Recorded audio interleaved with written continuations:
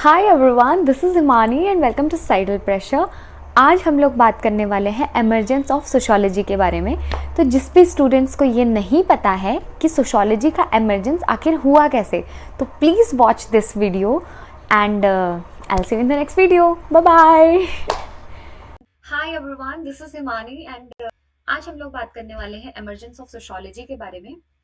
Emergence of sociology आपके syllabus के लिए क्यों ज़रूरी है? क्योंकि सीयूटी का जो पहला यूनिट है उसमें आपको पढ़ना है सोशियोलॉजी क्या होता है। तो सोशियोलॉजी क्या होता है के लिए जानना ज़रूरी है कि सोशियोलॉजी आया कैसे। ठीक है, तो शुरू करते हैं आज का भाषण। ठीक है, तो बात आती है एमर्जेंस ऑफ सोशियोलॉजी की कि सोशियोलॉजी की शुरुआत कैसे हुई, एमर्ज कैसे हुआ सोशियोलॉजी। तो उससे पहले जानना जरूरी है कि सोशियोलॉजी आने से पहले दुनिया थी कैसी।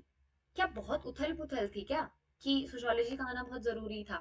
तो देखते हैं क्या सोशियोलॉजी आने से पहले वर्ल्ड चल कैसा रहा था। तो before sociology society was primarily understood through philosophy and religion. तो रिलीजन और फिलोसफी के थ्रू ही हम लोग क्या करते थे, सोसाइटी को पहले समझते थे।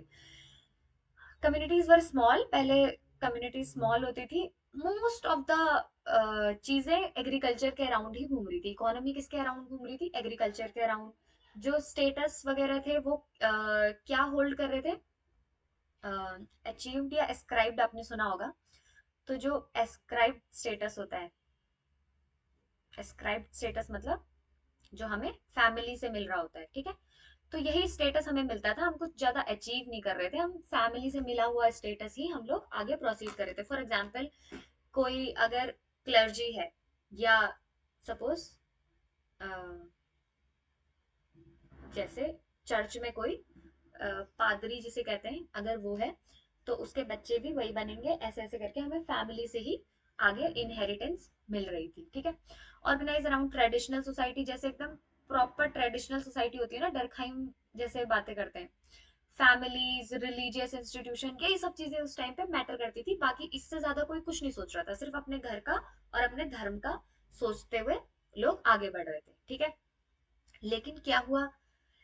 Enlightenment thinker began challenging old beliefs. जो एनलाइटनमेंट थिंकर थे उन्होंने क्या किया कि जो पुराने बिलीफ सिस्टम थे, जैसे ट्रेडिशनल थिंकिंग रखना कि हाँ जो चलता हुआ आ रहा है वही चलेगा, ठीक है, इनको क्या किया? चैलेंज किया, ठीक है। इन्होंने कहा, इन्होंने रीजन की क्या वो दी कि भैया सोचो कि क्यों ऐसा हो रहा है। अगर फॉर एग्जाम्पल मैं केपेबल हूं तो मैं क्यों नहीं पादरी की पोस्ट पे जा सकता? सोचने वाली बात है। तो जो एनलाइटनमेंट का पीरियड था वो बहुत ही रीजनेबल पीरियड था कि लोग सोचने समझने की कैपेसिटी बढ़ गई थी। कहते हैं ना, अगर हमारी सोचने की कैपेसिटी नहीं बढ़ती तो हम अभी तक बंदर ही रहते। तो धीरे धीरे अगर हमारी रीजन की कैपेसिटी बढ़ती है, ऐसे ही इंसान इवॉल्व होता है। तो एनलाइटनमेंट पीरियड आया तो लोगों ने और ज्यादा सोचने की कोशिश करी। साइंस ओवर द सुपरस्टिशन, लोग साइंस को सुपरस्टिशन से ऊपर मानने लग गए। कि फॉर एग्जाम्पल सुपरस्टिशन कुछ चीजें ऐसी बताता है कि फॉर एग्जाम्पल रिलीजन हमें बहुत सारी चीजों में गाइड करता है, लेकिन साइंटिफिकली वो चीजें पॉसिबल नहीं होती है। तो लोगों ने साइंस पे ज्यादा बिलीव करना जरूरी समझा। क्यों? क्योंकि साइंस आपको प्रूफ देता है, रिलीजन आपको प्रूफ नहीं दे रहा है। Are you getting my point? Religion आपको सिर्फ एक थ्योरी दे रहा है जो पहले से चलती हुई आ रही है कि पूर्वजों ने बोला है तो ये होना है, ठीक है। लेकिन साइंस आपको क्या दे रहा है? रीजन दे रहा है, या क्या कहते हैं, सबूत दे रहा है अपनी एग्जिस्टेंस का, ठीक है। तो इसका बहुत अच्छा एग्जाम्पल हम देखते हैं किसमें? फॉर एग्जाम्पल इधर मैंने दिया होगा, ठीक है, कि स्टार्टिंग जब साइंटिफिक रेवोल्यूशन आया, साइंटिफिक रेवोल्यूशन में था जब लोगों ने सोचने की कोशिश करी कि हाँ भाई चल क्या रहा है, ठीक है। तो पहले क्या वो था कि जो अर्थ है, हम तो एकदम स्टेगनेंट है, लेकिन जो सन है वो हमारे आसपास घूम रहा है, ठीक है। हमारा क्या होता था? बिलीव यही होता था ना कि हम एकदम खड़े हैं तो हमारी अर्थ जो है वो भी खड़ी होगी। अगर हम ऐसे किसी के अराउंड घूम रहे होते तो हम भी ऐसे ऐसे हिल रहे होते। यही होता था ना, पहले हम यही सोचते थे। तो हमें लगता था कि हमारी जो अर्थ है वो क्या है, वो स्टिल अपनी जगह पे है और सन जो है हमारे अराउंड घूम रहा है। लेकिन साइंस ने क्या इसे क्या किया? इसे गलत प्रूफ किया। साइंस ने कहा कि नहीं भैया, सन नहीं घूम सकता आपके अराउंड, सन तो एक ही जगह पे रहेगा, और जो अर्थ है वो सन के अराउंड घूम रही है। Are you getting my point? कि सन के अराउंड जो बाकी प्लैनेट्स हैं, अर्थ हो गई, मार्स हो गया, वीनस हो गया, ये सारे किसके अराउंड घूम रहे हैं? सन के अराउंड घूम रहे हैं। ठीक है, तो ये साइंटिफिक रेवोल्यूशन में हमने ये सब चीजें जानने की कोशिश करी कि हाँ यार क्या चल रहा है, क्यों हो रहा है। ठीक है, तो जो हमने ये बात करी इसको कहते हैं जियोसेंट्रिक थ्योरी, कि हाँ earth is fixed and sun moved around, कि अर्थ जो है वो फिक्स है और सन जो है वो उसके अराउंड मूव कर रहा है। तो साइंटिफिक रेवोल्यूशन जब आया एनलाइटनमेंट के बाद, ठीक है, पहले एनलाइटनमेंट आया कि रीजन करने, जब हम सवाल पूछेंगे कि क्या ऐसा हो रहा है, उसके बाद ही तो हम प्रूफ ढूंढने जाएंगे ना।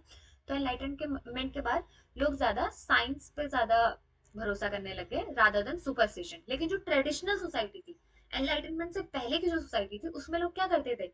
रिलीजन पे ज्यादा भरोसा करते थे, सुपरस्टिशन पे ज्यादा भरोसा करते थे कि नहीं, किसी ने मेरे घर के आगे मिर्ची रख दी तो मेरे घर पे कुछ तो बुरा होने वाला है, ऐसा होता था। ठीक है, the age of exploration and scientific discovery expose Europe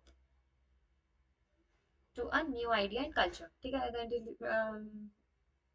scientific study, ठीक है, ये इतना इंपॉर्टेंट नहीं। उसके बाद आता है एज ऑफ एनलाइटनमेंट। अब बात आती है एनलाइटनमेंट है क्या, यानी कि जो ज्ञानोदय समाज, ज्ञानोदय युग हम जिसे कहते हैं, एज ऑफ एनलाइटनमेंट। ठीक है, कि एनलाइटन हम कहते हैं ना कि बुद्धा जी ने एनलाइटनमेंट कहाँ पाई? पेड़ के नीचे एनलाइटनमेंट मिली उन्हें, यानी कि जो पूरा ज्ञान का जो वो होता है सागर, उन्हें कहाँ मिला? पेड़ के नीचे। तो एनलाइटनमेंट, बस मैं एनलाइटनमेंट वर्ड समझा रही थी।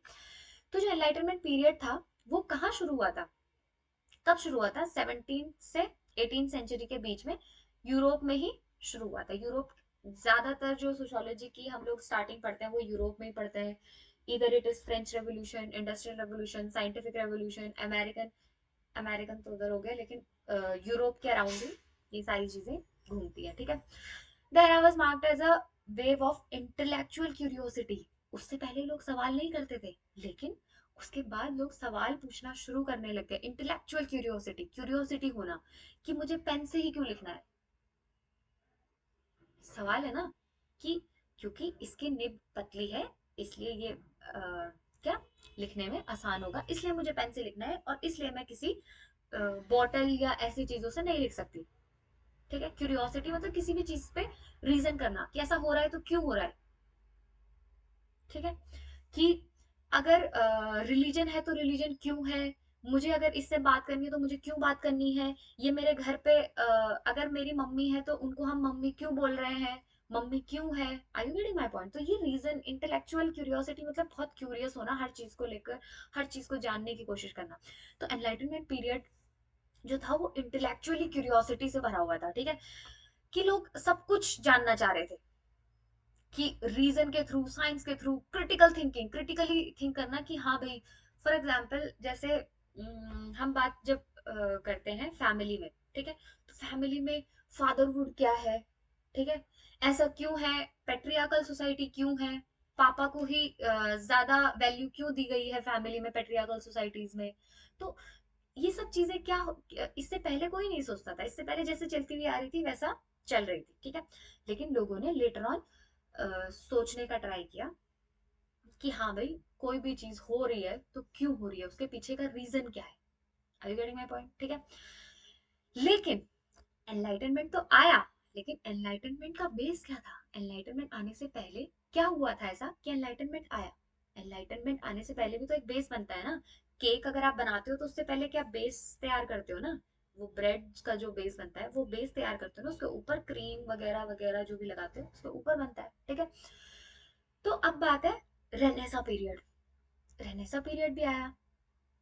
ठीक है, तो रेनेसा पीरियड जो था, उस टाइम पे लोग क्या करते थे? 14 सेंचुरी में, आप देखो 17th और 18 सेंचुरी की हम बात करें, 14 सेंचुरी में क्या आ गया था? रेनेसा पीरियड आ गया था। ठीक है, कि इस पीरियड में क्या हुआ कि लोगों ने आर्ट्स पे, आर्टिजन्स, मतलब आर्ट्स वगैरह, पॉलिटिकल, आर्ट्स हो गया, पॉलिटिकल हो गया, और इकोनॉमी, इन सब चीजों पे ध्यान देने की कोशिश करी, ठीक है, कि भैया चल क्या रहा है, कि रीडिस्कवर करो इन सब चीजों को। आर्ट अगर जैसे आपने देखा होगा कि पुराने जमाने में पुराने जमाने के जो एंथ्रोपोलॉजिस्ट हैं वो निकालते हैं कि हाँ यार इस टाइम पे ऐसी पेंटिंग्स बनती थी, कुछ आपने देखी होंगी, ऐसे ऐसे पेंटिंग्स बनी होती थी दीवारों पे, उससे ही लोग हिस्ट्री का पता लगाते हैं, है ना? होता है, ऐसा नहीं होता है ना? तो आर्ट्स वगैरह को इन चीजों को डिफाइन करने की कोशिश की गई कि हाँ भाई आर्ट्स क्या है। आर्ट आर्ट को क्या किया गया, बहुत ज्यादा रिकॉग्नाइज किया गया किस फेज में, रेनेसा पीरियड में। Had already spark renewed interest in art, science and human potential पे क्या किया गया, ध्यान दिया गया, ठीक है। हुफ, तो जो रेनेसा पीरियड था वो लेटर ऑन क्या बन गया था, लेटर ऑन एनलाइटनमेंट पीरियड में तब्दील हो गया था, कि हाँ यार पहले रेनेसा आया और लेटर ऑन चलते चलते चलते चलते वो क्या किस फेज में बदल गया, एनलाइटनमेंट पीरियड में बदल गया। फॉर एग्जाम्पल आप एक सब्जी लेके आते हो, तो वो पहले क्या होती है, नॉर्मल सब्जी होती है, जब आप प्रोसेस में चलते हो पहले सब्जी काटी, फिर उसको छौका मारा, फिर उसको बनाया, तो तब जाके वो क्या बनती है, सब्जी की फॉर्म में आती है, कि खाने लायक की फॉर्म में आती है ना? तो ऐसे ही रेनेसा पीरियड पहले था, फिर आया एनलाइटनमेंट, ठीक है। अब एनलाइटनमेंट पीरियड के बारे में अगर थोड़ा और बात करें तो 17th 18th सेंचुरी, मैंने कहा कि अराउंड इस में आप क्या करते हो, देखते हो एनलाइटनमेंट पीरियड को। तो जो यूरोपियन थिंकर्स थे उन्होंने एनलाइटनमेंट पीरियड में किया क्या, उन्होंने किया, ट्रेडिशनल अथॉरिटी को उन्होंने चैलेंज किया। ट्रेडिशनल अथॉरिटी मतलब जो पहले से चलती हुई अथॉरिटी आ रही थी, कि भैया जो क्लर्जी है वही उसी उसी की बात आखिरी बात होगी, या जो राजा है उसी की बात आखिरी बात होगी, क्यों होगी? थिंकर्स ने क्या किया, इसको चैलेंज करने की कोशिश करी। For example dominance of church, church बहुत डोमिनेट करता था किस चीज को, पॉपुलेशन को। चर्च हर तरीके से डोमिनेट करता था कि ऐसा नहीं करोगे तो ऐसा हो जाएगा तुम्हारे साथ, भगवान सब देख रहा है, भगवान तुम्हें बताएगा कि क्या तुम्हें करना है ना? तो ये सब चीजें क्या कर रहा था, चर्च बहुत डोमिनेट कर रहा था। तो एब्सोल्यूट पावर ऑफ किंग, जो राजा थे वो, उनकी एब्सोल्यूट पावर थी, किसी और के पास पावर नहीं है। एक राजा है, उसका बच्चा राजा बनेगा, उसके बच्चे राजा बनेंगे, उसके बच्चे, मतलब सिर्फ एक फैमिली में ही चलता हुआ जाएगा, ठीक है। मोनार्की जिसे हम कहते हैं, मोनार्की यानी कि एक का शासन, ठीक है, एक आदमी का शासन जिसे हम कहते हैं, ठीक है। तो डोमिनेंस ऑफ चर्च, चर्च की डोमिनेशन और किंग की पावर, ये दोनों चीजें क्या कर रही थी, ट्रेडिशनल अथॉरिटी को होल्ड करके रखा हुआ था। तो थिंकर्स ने क्या किया, इस चीज को चैलेंज करने की कोशिश करी, इस चीज को क्या कहते हैं उसको, चैलेंज को क्या बोलेंगे, क्या करने की कोशिश करी, चुनौती देने की कोशिश करी, ठीक है। They believe that human reason could be use to solve the world problem. उन्होंने कहा कि हमें डोमिन चर्च की जरूरत नहीं है या फिर एब्सोल्यूट किंग की जरूरत नहीं है, जो हमारी जो रीजन करने की कैपेसिटी है वो भी दुनिया की आधे ज्यादा प्रॉब्लम्स को सॉल्व कर सकती है, ठीक है। That knowledge should be based on observation experience, ठीक है, कि नॉलेज हमेशा डोमिनेंस पे बेस्ड नहीं होनी चाहिए, कि किंग जरूरी नहीं है किंग नॉलेजेबल हो, है ना? तो नॉलेज हमेशा ऑब्जर्वेशन पे बेस होनी चाहिए, एक्सपीरियंसेस पे बेस होनी चाहिए, कि आपने क्या एक्सपीरियंस किया है उसके ऊपर बेस होनी चाहिए। Are you getting my point? क्योंकि आप हमेशा अपने एक्सपीरियंसेस से ही सीखते हो, है ना? ऑब्जर्व करके आपको पता लगता है कि हाँ यार यहाँ पे ये भी हो रहा है, ठीक है। तो इन्होंने कहा कि ह्यूमन रीजनिंग पे बहुत ज्यादा फोकस किया, किस पे, एनलाइटनमेंट में, ठीक है। इन्होंने कहा नॉलेज किस पे बेस है, ऑब्जर्वेशन या एक्सपीरियंसेस पे बेस है, रादर देन सुपरस्टिशन और रिलीजियस डॉगमास। कि सुपरस्टिशन यानी कि जो सुपरस्टिशंस बिलीव होते हैं ना, कि क्या कहते हैं उसको, कि अगर आपने ऐसा किया तो आपके साथ बुरा हो सकता है, अगर आप चर्च नहीं गए तो आपके साथ जो भी हो रहा है वो इसलिए हो रहा है क्योंकि आप चर्च नहीं जा रहे हो, ऐसे बिलीव्स रखे जाते थे, है ना? तो इन्होंने कहा नहीं, ऑब्जर्वेशन और एक्सपीरियंसेस पे नॉलेज बेस करता है, किसी कहीं सुनी बातों पे नॉलेज आप बेस नहीं कर सकते, ठीक है।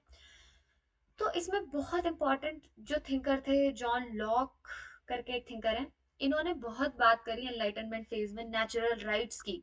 उससे पहले राइट्स के बारे में कोई बात नहीं कर रहा था, सबको लगता था जैसे चलता हुआ आ रहा है वैसा ही चलेगा, कि एक राजा है, जैसा वो बताएगा वैसा प्रजा को चलना है। क्यों चलना है, सब तो इंसान ही पैदा हुए हैं ना, जितने राइट्स आपको जितना राइट आपका है उतना ही राइट मेरा है धरती पे। ऐसा तो है नहीं कि आपने कुछ अलग खा के पैदा हुए हो, है ना। तो इन्होंने इन सब चीजों को रीजन मतलब सवाल पूछने की कोशिश करी कि हाँ यार नेचुरल राइट्स होते हैं कुछ, right to life, right to liberty, right to property, ये सबके पास होना चाहिए, ठीक है।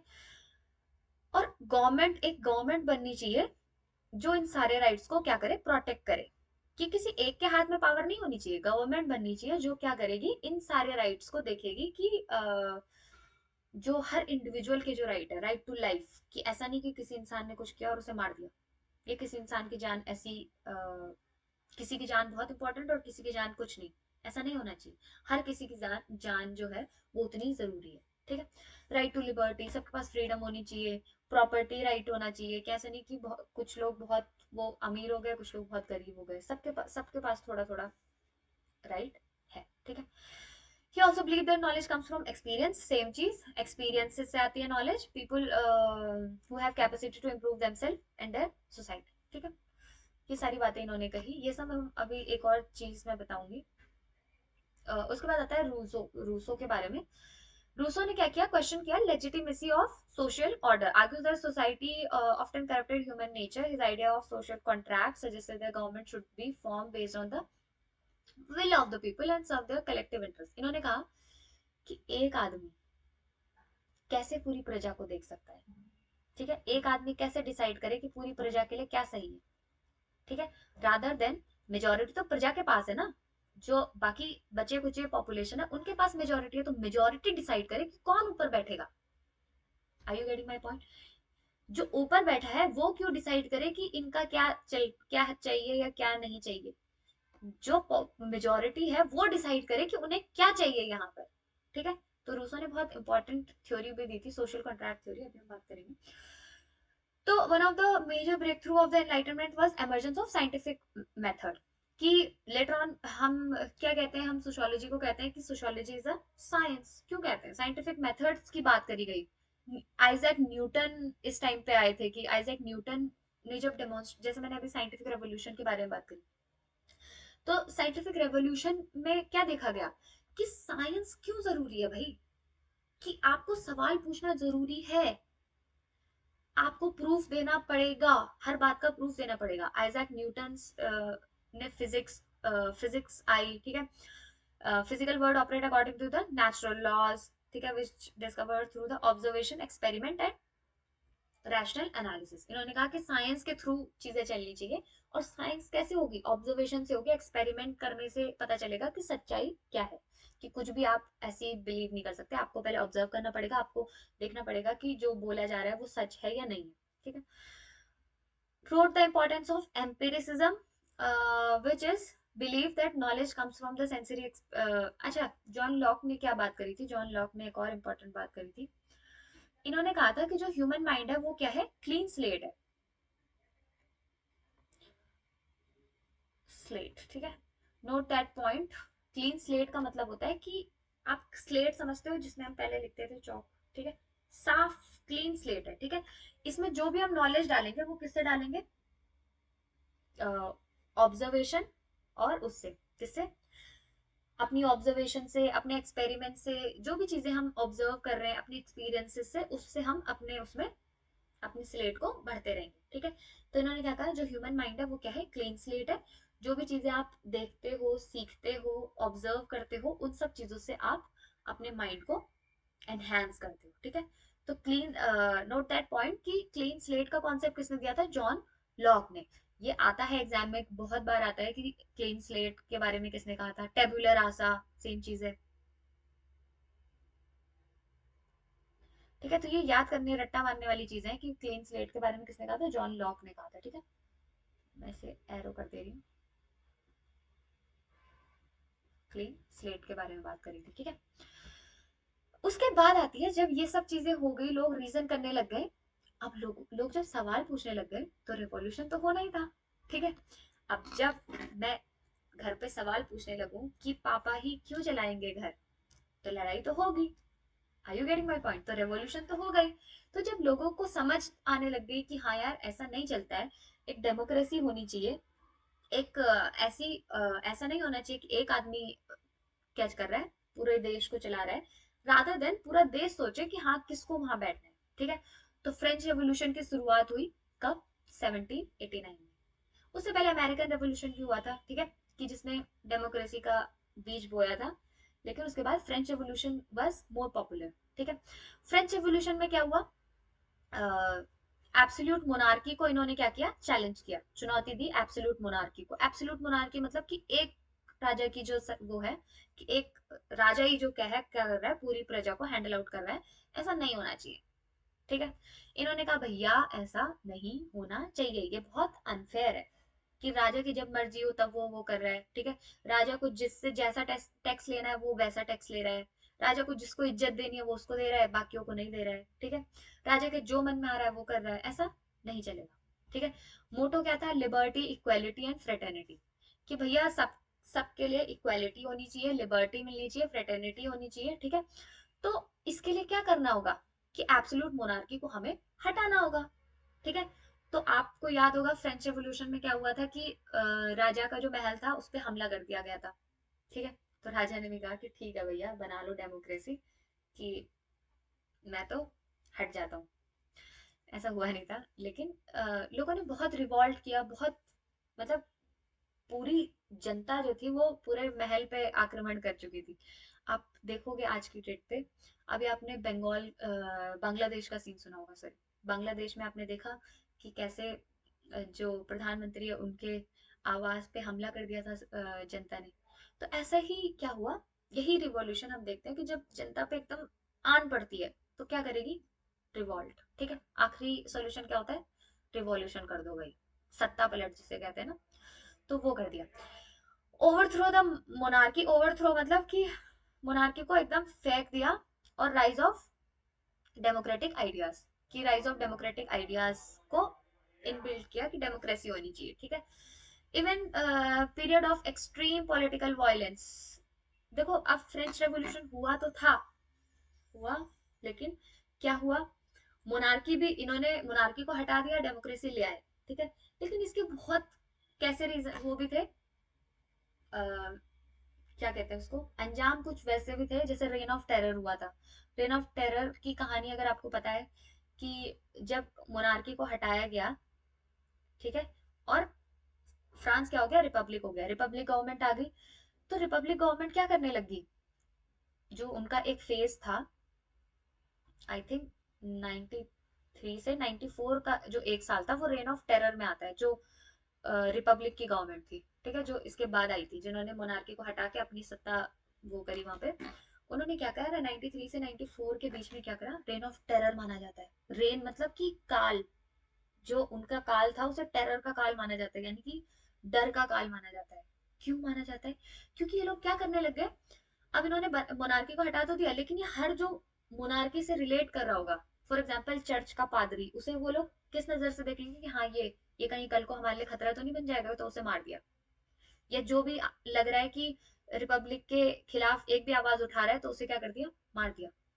ठीक है, तो जनता को एकदम, हर टाइम जनता ऐसी रहती थी कि कब कौन मुझे मार दे, किसी पे शक भी होता था उसे मार देते थे, ऐसे नहीं कि कंफर्म प्रूफ है उसके बाद मार रहे हैं, नहीं, किसी पे शक भी हुआ उसे मार दिया।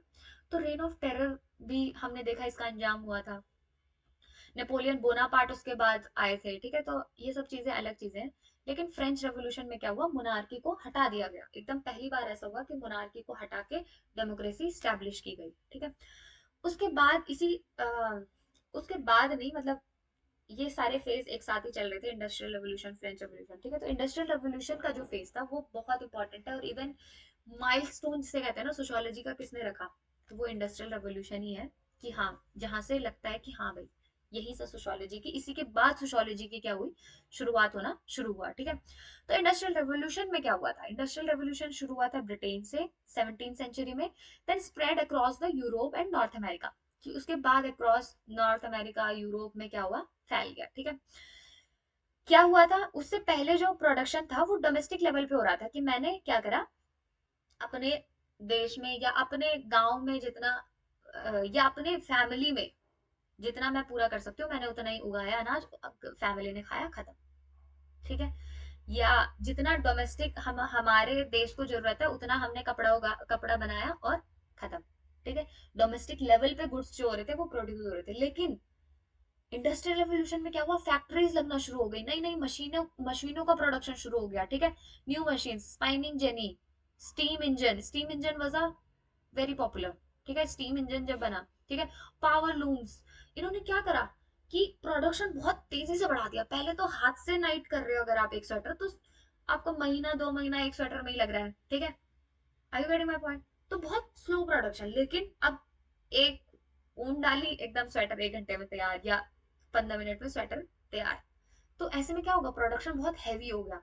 तो अब इतना प्रोडक्शन करके करोगे क्या भैया, एक्सपोर्ट ही करोगे। तो क्या होने लग गया, फैक्ट्री सिस्टम बहुत स्टैब्लिश कर दिया।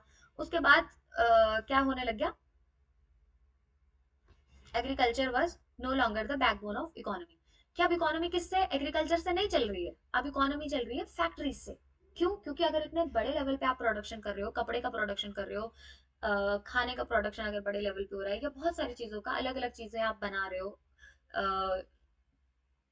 क्या कहते हैं उसको, मशीन्स की हेल्प से। ठीक है, तो क्या होगा, आपने जब बल्क क्वांटिटी में बना दिया, तो आप क्या करोगे, अलग अलग जगह एक्सपोर्ट करोगे। तो अब इकोनॉमी किससे चल रही है, एक्सपोर्ट से ही चल रही है। कि हाँ, अगर आप दूसरे देश से क्या कर रहे हो, व्यापार कैसे चल रहा है, व्यापार से चलने लग गई क्या, इकोनॉमी। ठीक है, instead of manufacturing, trade, mechanised industry took the centre stage. ठीक है, कि मैन्युफैक्चरिंग से चलने लगी, मैन्युफैक्चर करने से इकोनॉमी चलने लगी। ठीक है, कि फैक्ट्रीज लगाना, ट्रेड करना, देश देश जाके बेचना अपनी चीजों को। ठीक है, इससे क्या होने लग गया, इंडस्ट्रियल रेवोल्यूशन का बहुत प्रचार प्रसार हो गया। ठीक है, society was changing faster than anyone has ever experience before, and with the rapid change come new problem. ठीक है, अब इंडस्ट्रियल रेवोल्यूशन में क्या हुआ, फैक्ट्रीज, बहुत बड़े लेवल पे फैक्ट्रीज लगाई गई। ठीक है, बड़े लेवल पे क्या लगाई गई, फैक्ट्रीज का एस्टेब्लिशमेंट हुआ। अभी फैक्ट्रीज लगी, इतनी फैक्ट्रियों में क्या हो रहा है, अगर प्रोडक्शन हो रहा है तो ट्रेड भी हो रहा है। अब ट्रेड हो रहा है, अब इतनी सारी चीजें बढ़ेंगी। अब फैक्ट्रीज जहां लग रही है वहां पे पॉपुलेशन भी बढ़ेगी। क्यों? क्योंकि फैक्ट्री में काम करने के लिए वर्कर भी तो चाहिए ना, मशीन ऑपरेट करने के लिए भी तो वर्कर चाहिए ना। तो काम करने के लिए वर्कर, वहां पे फिर वैसा माहौल। ठीक है, अर्बनाइजेशन का प्रचार प्रसार होने लग गया, कि अर्बन सेक्टर में आने लगी। अब इतना फैक्ट्रीज आपने देखा होगा, जो ऐसी हमारे इंडिया में भी ऐसी जो प्लेसेस हैं, जैसे गुड़गांव, गुड़गांव में बहुत सारे क्या है, कंपनीज क्या लगी हैं, ऐसे मशरूम टाइप की कंपनीज, नोएडा, है ना। तो यहाँ पे क्या है, बहुत ज्यादा डेवलपमेंट हो चुका है। क्यों? क्योंकि सारे लोग काम करने वही जा रहे हैं। तो लोगों को क्या चाहिए, अब लोग काम कर रहे हैं तो लोगों को फैसिलिटीज भी चाहिए उस हिसाब की, है। तो अब सबसे ज्यादा क्राइम भी क्या होगा, पोवर्टी वहीं पे होगी। तो नई नई क्या आने लगी, प्रॉब्लम्स नई आने लगी, क्राइम्स ज्यादा बढ़ने लगे, इनइक्वालिटी ज्यादा होने लगी, एलियनेशन की प्रॉब्लम उससे पहले नहीं थी।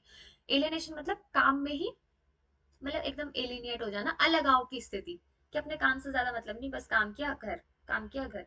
मतलब आपको इंटरेस्ट नहीं आ रहा है काम करने में। उससे पहले तो आपको जब तक इंटरेस्ट नहीं आएगा, आप कोई स्वेटर नहीं बुन सकते, या कोई स्वेटर नहीं सिल सकते, है ना।